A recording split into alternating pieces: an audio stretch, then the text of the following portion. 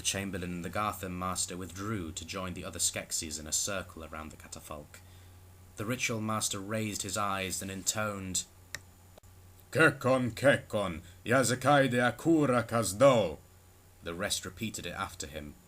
Then the Ritual Master shook his bony claws free of his robes and pointed at the Treasurer, who stood immediately to his right in the circle.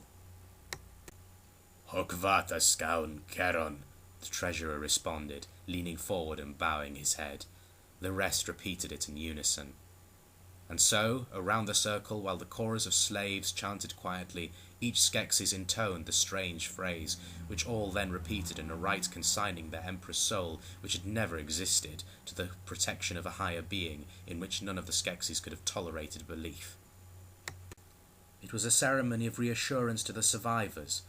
It was also an opportunity for the Chamberlain and the Gartham Master to vie with each other in expressing their piety of homage. Both were resentful of the advantage the Ritual Master had in the matter. At a signal from the Ritual Master, a slave came forward, bearing around the circle a large copper bowl ornamented with silver. From it, each Skeksis took a smoking orb made of a translucent material that glowed with some inner combustion. They faced the casket. Kekon, Kekon, Yazakaide Akura Tit Kug, the Ritual Master screeched, raising his talons high above his head. The choir's voices swelled to a climax. The Ritual Master let his hands fall to his chest, and simultaneously the rest of the Skeksis threw the glowing orbs into the catafalque, crying, Hakon! In their harsh, croaking voices. The catafalque was at once transformed into a pyre, blazing with the white brilliance of a dying star. The Skeksis stood in a silent, watching circle as the gold-shot silks were consumed in flames and the casket was reduced to smouldering embers. In the cave, Jen stood quite still for a long time, gazing at the empty runic garment on the sleep frame. He had seen death before, among the small creatures of the valley, but it had never been like this. His master had seemed to evaporate like a pure spirit. It was as though that weighty body had never been more than an idea in the mind of whatever it was that had inhabited the flesh, an idea that had now been forgotten, discarded. Whatever it was had passed on to another, invisible idea. Would that be in here, Jen wondered, or somewhere else?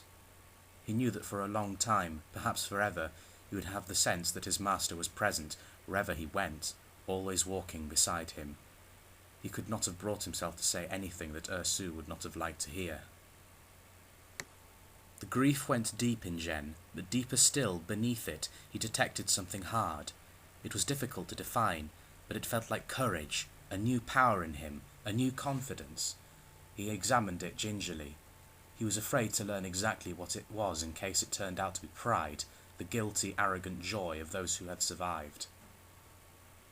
But he thought courage would be something more gentle than that. He would wait and get to know it. How strange, he reflected, that at a time of calamity he should gain something simple and strong and perhaps precious. Were all good and true lessons to be learned only at such cost? How long he stood there he did not know, but eventually he turned and walked to stand in the mouth of the cave, looking out over the valley. The storm had cleared away, leaving behind it a sky scrubbed clean and blue. The creatures of the valley were running around, sniffing the sunshine.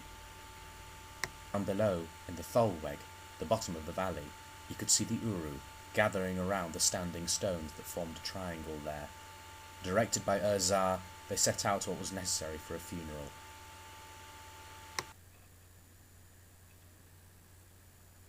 Down the spiral path from Ursu's cave, they had carried his coat, which the process of dematerialization had now reduced to a cobwebby thing, frail and dry, an abandoned chrysalis.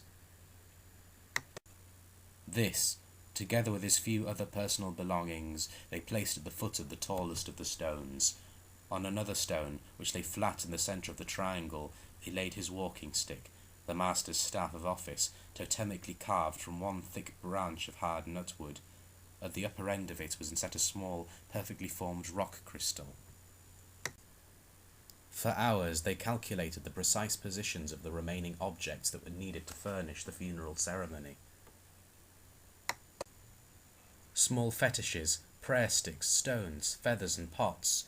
Watching them make the arrangements, Jen finally became impatient in spite of his grief over the occasion.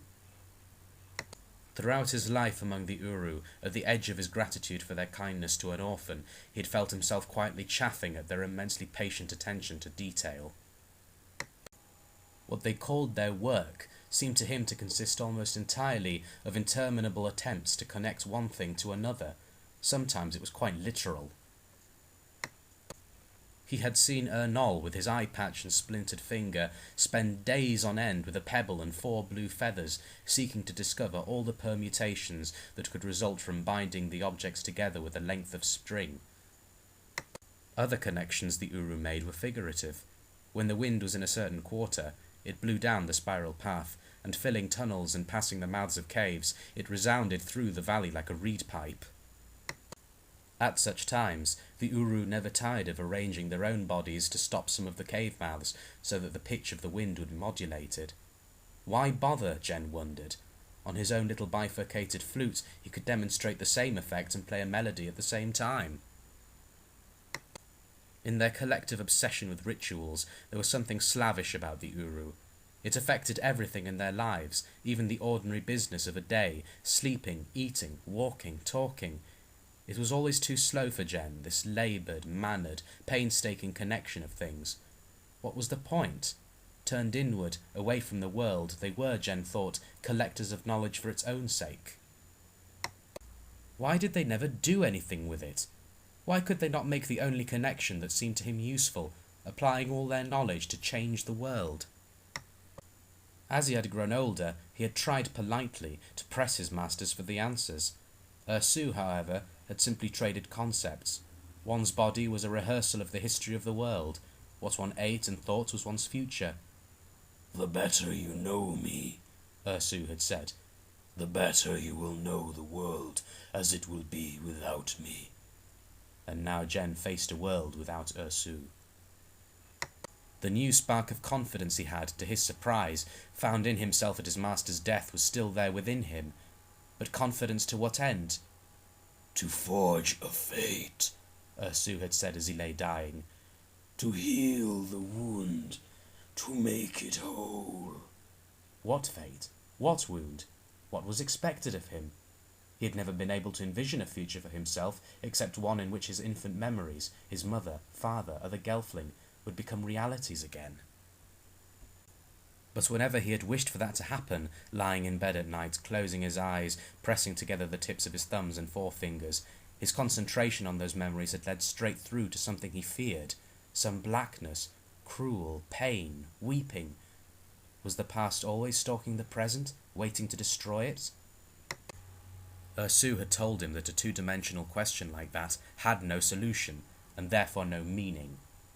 "Make a triangle with past, present, and future.